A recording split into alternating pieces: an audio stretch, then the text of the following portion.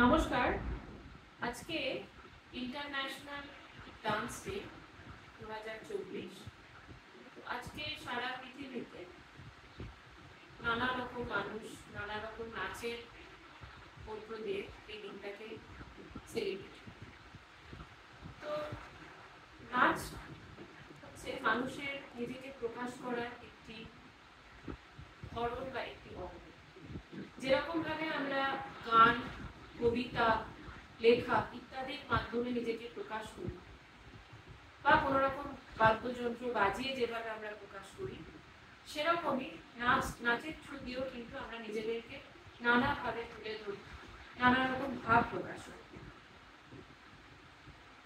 আমাদের ভারতবর্ষেই অনেক রকম নাচ কিন্তু আছে, যেরকম ভরতনাট্যম, কত্থক, ওড়িশি, মণিপুরি, মোহিনীঅট্টম, কথাকলি, এগুলো তো রয়েছেই।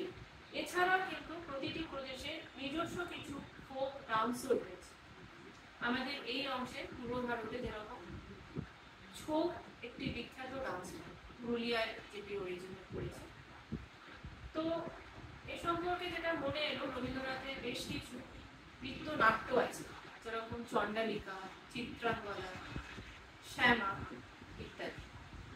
এবার প্রশ্ন হচ্ছে, নাচার উপকারিতা কি? নাচ করার কি কি উপকার? দেখুন,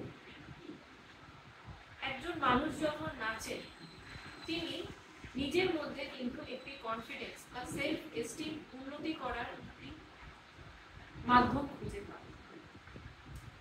এছাড়াও একটি মানুষের মন অনেক ভালো থাকে নাচের, রেগুলার যদি নাচের মধ্যে থাকে। নাচ দিয়ে আমরা শরীরের এবং মনের ফ্লেক্সিবিলিটি বাড়াতে পারি। নাচের মাধ্যমে আমরা পরস্পরের সাথে সংযোগ স্থাপন করতে পারি। তো ইত্যাদি কারণেই এবং সার্বিকভাবে শারীরিক ও মানসিকভাবে সুস্থ থাকার জন্য নাচের উপকারিতা অপরিসীম।